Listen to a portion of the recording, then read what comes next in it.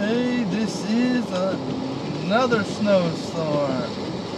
Yeah, don't know if you guys can hear me. Trying to drive. You're on a stand right now in my car. It's a little bit tilted because it's the only way to get it that you can see the road completely.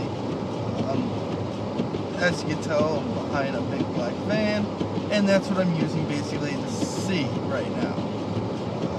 I don't know if you guys can see that well.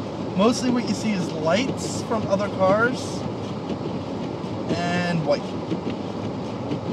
A little bit of trees on the side, but about 50 feet in front of you, you don't really see anything. It's not until about, let's say,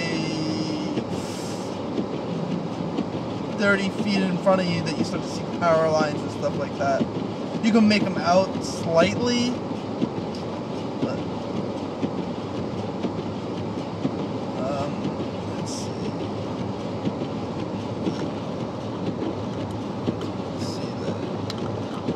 The snow is just building up. Turn gears. Let's just go over.